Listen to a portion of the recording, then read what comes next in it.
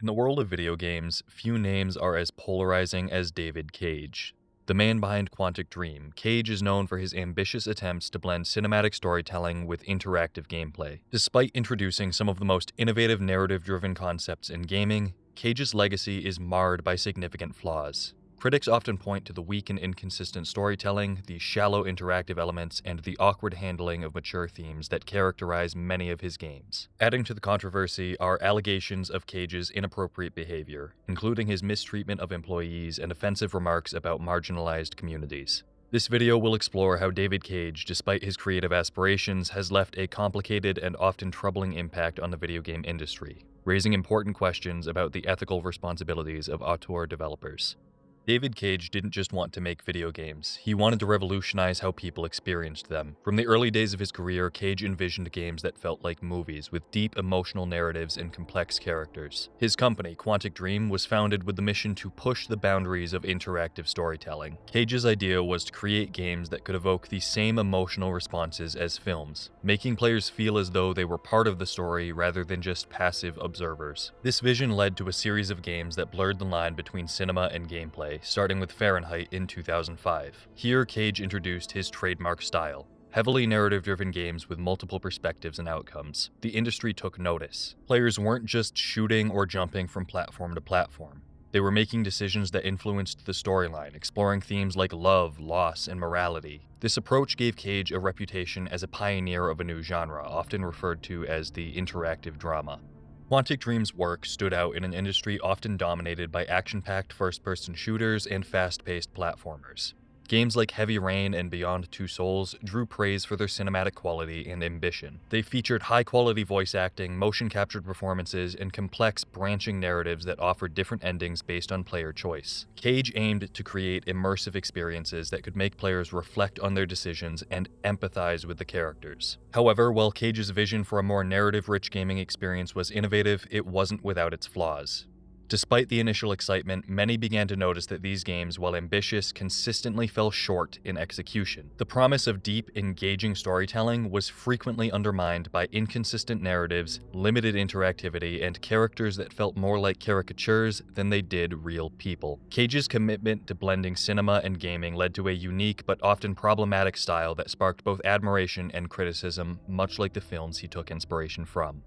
Fahrenheit, also known as Indigo Prophecy in some regions, was David Cage's first major step into blending cinematic storytelling with interactive gameplay. The game begins with a compelling premise. Players control a man named Lucas Kane, who, after being possessed by a mysterious force, commits murder and then tries to piece together what happened. Right from the start, Fahrenheit sets itself apart from other games of its time by offering a narrative filled with suspense and mystery, combined with the ability for players to directly control the story through their choices. However, despite its promising start, Fahrenheit quickly stumbled over its own ambitions.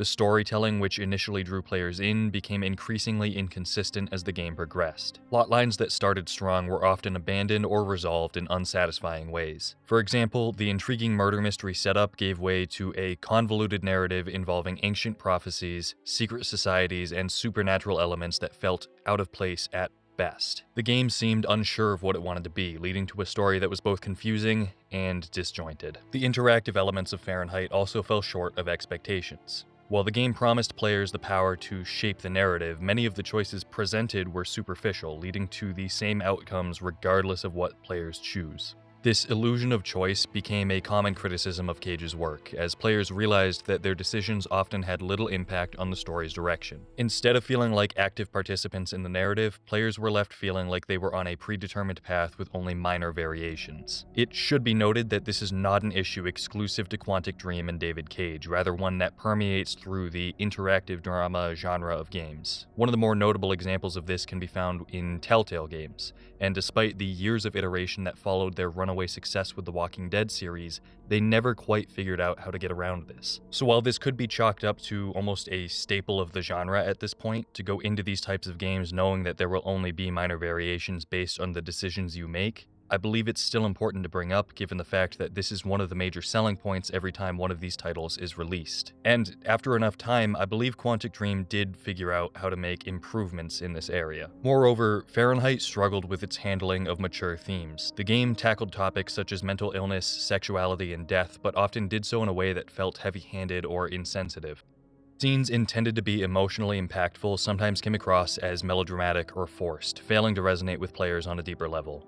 This lack of subtlety in addressing complex issues became a recurring issue in Cage's games. Characterization and dialogue in Fahrenheit also faced criticism. Characters often spoke in cliches, with interactions that felt scripted rather than natural. Lucas Kane, the protagonist, was meant to be a complex character grappling with his actions and the supernatural forces at play. However, his development was hindered by stilted dialogue and inconsistent behavior, making it difficult for players to truly connect with him. The game was interactive, sure, but the means by which we interacted was contrived. Lastly, Fahrenheit was plagued by technical issues that detracted from the experience. Players encountered various bugs and glitches, from graphical errors to control issues, which broke immersion and interrupted the flow of the game. While these technical shortcomings could have been overlooked if the narrative had remained strong, they instead compounded the game's other flaws, making Fahrenheit feel like a missed opportunity to fully realize what an interactive drama could be.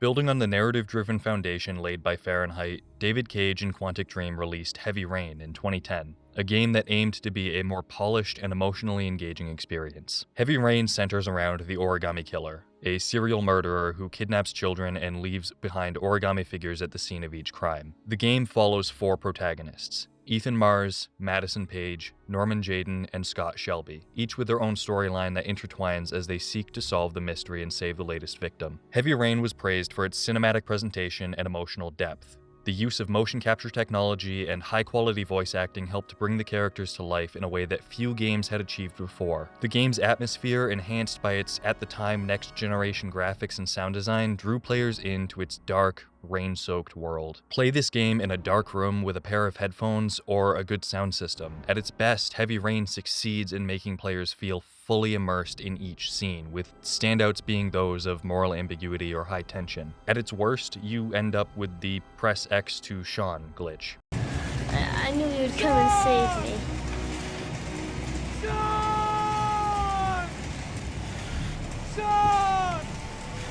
However, despite its strengths, Heavy Rain also exhibited many of the same issues that plagued Fahrenheit. The story, while initially compelling, suffered from inconsistencies and plot holes. The game's narrative hinged on a shocking twist, revealing the identity of the Origami Killer, but the twist felt forced and out of character, leaving players questioning the logic of earlier events. I won't spoil it here. I still think Heavy Rain is worth playing through if you haven't yet. But if you have, then you know exactly what I'm talking about. This inconsistency undermined the emotional impact of the story, making it difficult for players to fully invest in the outcome. On top of that, remnants of previous story drafts are still present in the final game. The scenes in which Ethan, the father of the latest Origami Killer victim, blacks out and wakes up somewhere else holding an origami figure were meant to be elaborated on. In short, Ethan and the Origami Killer were supposed to share a psychic link that triggers a blackout whenever the Origami Killer kills someone. In terms of gameplay, this is when Ethan would either dream or be supernaturally transported to a world that is flooded, forcing him to find an origami figure to escape or wake up. That's why we see Ethan come out of his blackouts holding an origami figure in the final game. These scenes were left in despite that entire plot point being cut, which is just plain old sloppy writing. I'm not saying the psychic link plot point should have stayed in the game. Heavy Rain did the right thing by taking the feedback from Fahrenheit and letting a murder mystery be a murder mystery. But that doesn't excuse the half-assed attempt to clean up the story, leaving players with way more questions than answers and red herrings that have absolutely no explanation in canon. The game's reliance on QuickTime events to drive interaction was another point of contention. While these QTEs were intended to keep players engaged, they often felt like a distraction from the narrative rather than a meaningful way to interact with the story. Many players found that the QTEs didn't add any depth to the gameplay, and that their success or failure rarely changed the overall course of the narrative. My favorite example of this is a chase scene with FBI agent Norman Jayden, as he can fail numerous QTEs right in a row with zero input from the player while still keeping up with his target. This shallow interactivity once again highlighted the gap between Cage's vision of player agency and the reality of the gameplay experience. The game included topics such as child abduction, grief, and mental illness, but often did so in a way that felt exploitative rather than thought-provoking. Scenes involving violence or sexual content were gratuitous, lacking the narrative justification to warrant their inclusion. One scene in particular stands out to me: a nightmare dream sequence in which Madison Paige, the journalist investigating the Origami Killer case, has several masked men break into her apartment and attempt to kill her. Because this is a dream sequence, although players won't know it their first time through, the outcome here is always the same no matter your success or failure in the QTEs. Madison dies in the dream and then wakes up. Nothing you do here affects the story or develops Madison further as a character. So what purpose does it serve? Why spend precious development time and resources implementing a dream scene where one of the main characters is chased around in her underwear and violently dies in a half-dozen ways? In terms of the game itself, it lacks nuance and alienates players. It's utterly pointless, but I want you to keep this scene in mind for later in the video.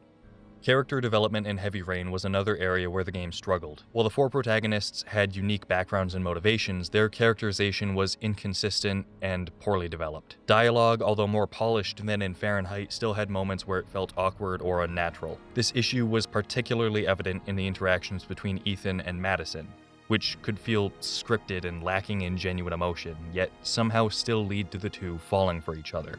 Despite these criticisms, Heavy Rain managed to captivate a significant audience and left a lasting impression on the gaming industry. Its successes and failures both served as lessons for future narrative-driven games, highlighting the potential of interactive storytelling while also underscoring the importance of narrative coherence, meaningful player agency, and thoughtful handling of mature themes.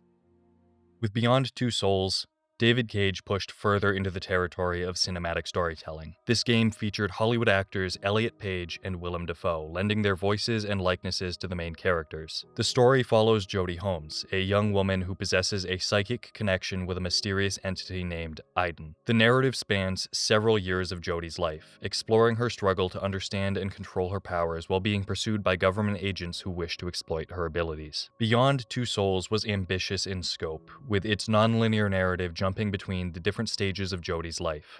This approach was meant to provide a more fragmented and introspective look at Jodie's journey, reflecting the disjointed nature of her experiences, repeating the same cycles, and her growth as a character when she breaks them.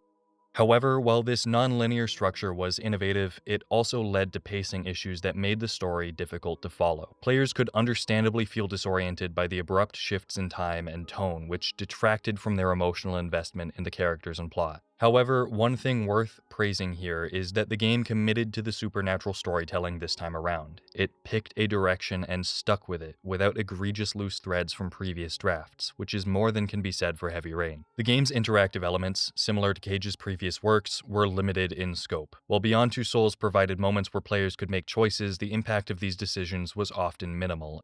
Many of the game's critical outcomes were predetermined, leading to the same sense of superficial choice that had been a criticism of Fahrenheit and Heavy Rain. This lack of meaningful interactivity leaves players feeling like they were watching a movie with the occasional button prompt, rather than actively participating in the story. Beyond Two Souls also tackled mature themes, including the nature of identity, the afterlife, and the governmental abuse of power. Yet, as with Cage's earlier titles, the handling of these themes was often criticized for being too heavy-handed or lacking nuance. For example, scenes depicting Jodie's homelessness or her experiences with a Native American family are superficial, bordering on exploitative, reducing complex social issues to mere plot devices. But with that being said, there are some well-written scenes with regards to mature themes. Take the bar scene, for example. At this point in the game, Jodie is in her rebellious teenager phase, and she's sick of being locked up in a government facility to be studied. She just wants to go out for a night and be a normal teenager. The setup makes sense for her character. So, with the help of Aiden, the supernatural entity attached to her, She breaks out of the facility and goes into a seedy bar. Depending on the choices the player makes, you may not even make it out of the facility to get to the bar in the first place. Or when you get to the bar, you can assess the situation, turn right around, and leave. But in the version of the scene I want to look at here,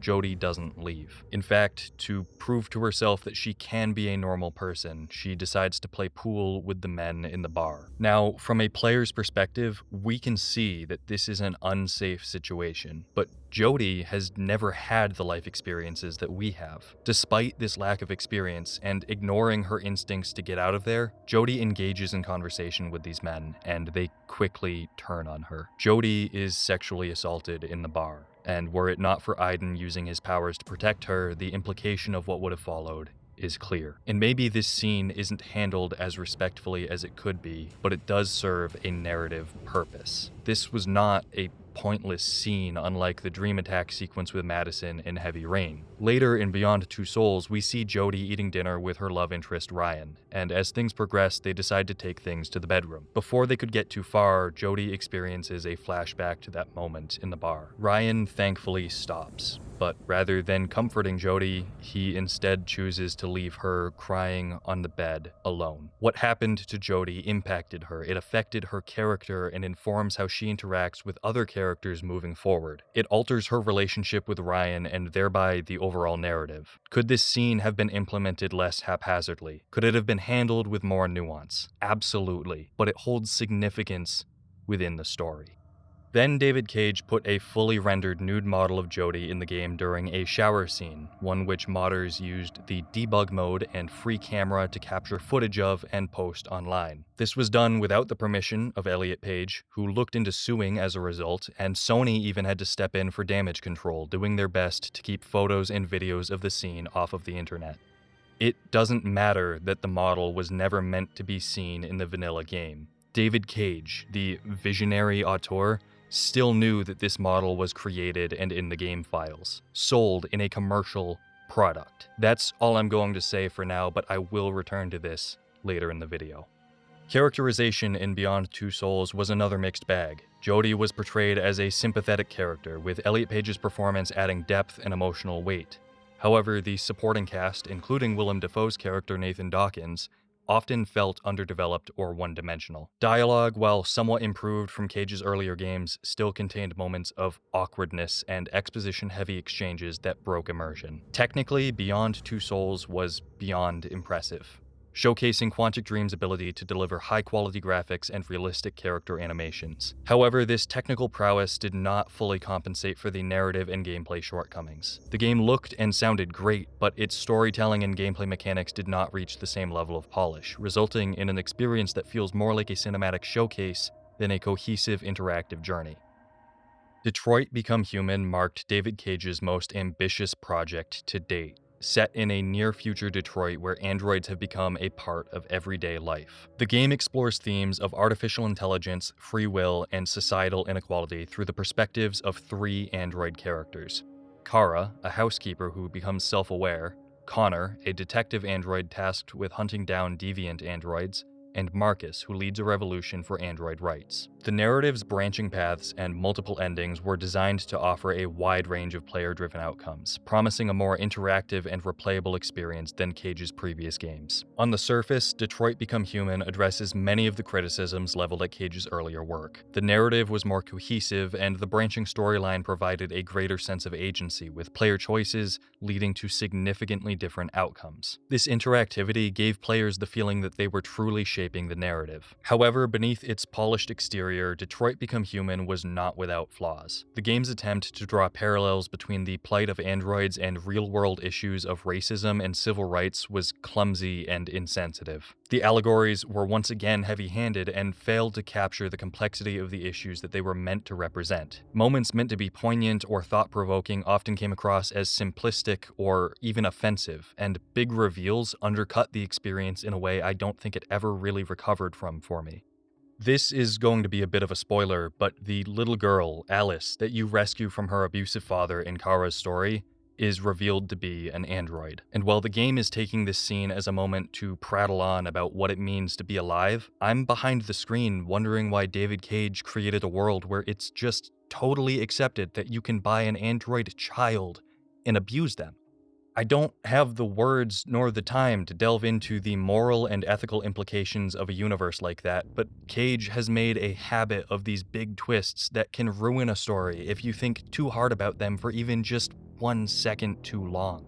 Characterization in Detroit Become Human showed some improvement over Cage's earlier games, with more nuanced character development and relationships. The 3 main protagonists have distinct personalities and story arcs, allowing players to explore different perspectives of this same central conflict. My favorite example of this being Hank and Connor. Hank is Connor's partner in the Detroit Police Department for the investigation into deviant androids. At the start of the game, Hank absolutely hates androids, and he makes that clear to everyone around him, Connor included. However, as the game progresses, these two can actually form a friendship depending on the player's choices. When framed as a buddy cop style of relationship developing, I really like how this was done. But viewed through the lens of hating androids as the heavy-handed allegory for racism that David Cage crafted, Hank warming up to Connor almost paints this part of the story as local man learns not to be racist through the power of friendship, which doesn't quite hit the mark. Some supporting characters still fall into the trap of being one-dimensional or serving as mere plot devices, such as literally everyone you interact with in Marcus's story, lacking the depth needed to make the world of Detroit feel fully realized. Dialogue in Detroit Become Human was another area where the game received mixed reactions. While some interactions were engaging and well-written, others suffered from Cage's signature style of being poorly written. Lines intended to convey deep philosophical or moral questions felt forced and unnatural, breaking my immersion and pulling me right out of the game. It's beyond clear to me that with David Cage at the helm, Quantic Dreams games will continue to struggle balancing narrative themes with effective execution of said themes. Detroit Become Human was yet another showcase of Quantic Dreams' technical capabilities. The game featured stunning graphics, realistic animations, and a highly detailed, impressive world. The technical achievements have been widely praised, and rightly so. The game's visual and auditory design significantly enhanced the storytelling experience. However, as with Cage's other games, technical excellence doesn't mask the narrative and thematic flaws that undercut the experience. While David Cage's games have faced criticism for their narrative and technical shortcomings, his reputation has been further tarnished by reports of misconduct and inappropriate behavior, calling into question the ethics behind his game development practices. One of the most troubling aspects of David Cage's career is his alleged mistreatment of employees and his conduct in the workplace. Reports have surfaced detailing a toxic work environment at Quantic Dream, characterized by inappropriate behavior and a lack of respect for employees. A particularly damning example of this comes from a report citing Cage's own words, claiming he once stated, "In my games, all women are a remark that suggests a deeply problematic attitude towards female characters and, by extension, the very women working at his studio. Such statements not only reflect poorly on Cage as a leader, but also raises questions about the impact of his views on the content of his games, which often feature female characters in vulnerable or stereotypical roles. This is why I wanted you to remember the scenes with Madison in Heavy Rain, Jody in Beyond Two Souls, and Alice in Detroit Become Human." In addition to sexist remarks, Cage has been accused of making homophobic comments, further contributing to a hostile work environment. A notable incident was reported in French media where Cage allegedly made derogatory statements about the LGBT community, including the statement, "I don't make games for." These allegations suggest a pattern of behavior that is not only unprofessional, but also harmful, particularly in an industry striving to be more inclusive and welcoming to all individuals. The allegations of misconduct at Quantic Dream extend beyond Cage's personal behavior. Reports have described a culture of harassment and inappropriate conduct within the company, including the circulation of offensive photos and jokes. Such a work environment can have severe consequences, not only affecting the well-being and mental health of the employees, but also influencing the creative output of the studio. I'm going to take a second here to sound like an HR representative giving an onboarding training for a moment. But when employees don't feel safe or respected, it stifles creativity and leads to a toxic atmosphere that undermines the integrity of the company's work, something you can't really afford to have happen in a creative field. Cage's response to these allegations has also been a point of contention. In various interviews and statements, he has denied the accusations, dismissing them as fabrications. Ultimately, the allegations against David Cage and Quantic Dream highlight the need for greater accountability and ethical conduct within the video game industry. As influential figures in gaming, auteur developers like Cage have a responsibility to foster a positive and inclusive work environment, not only for the well-being of the employees there, but also for the integrity of their creative work and the players who consume it. The issues at Quantic Dream serve as a reminder that the impact of a game is not limited to its narrative and gameplay, it also reflects the values and culture of the people who create it. David Cage's story in the gaming industry is a tale of both innovation and controversy. His ambitious vision to merge cinematic storytelling with interactive gameplay has undoubtedly left a mark on the medium, bringing narrative-driven experiences to the forefront of gaming. However, the flaws in his approach have been as significant as his successes. The weak and inconsistent storytelling, shallow interactivity, clumsy handling of mature themes, and technical issues present in his games show as much. Furthermore, the allegations of misconduct and offensive behavior towards employees and marginalized communities casts a wide shadow over Cage's creative achievements. In discussions about video game auteurs, you often hear the names Ken Levine, Hideo Kojima, or Suda51, among others. The difference between them and Cage is that I would like their games even if they weren't involved, whereas I like Quantic Dream's games in spite of the fact that David Cage is. But there are some truly talented and actually decent people working at this studio. I'm positive that there are plenty of highly capable writers alongside other talented staff there who would thrive if given more creative freedom over the titles they take on. If Quantic Dream one day decides to leave their auteur behind and come out of their cage, I think they'll do just fine.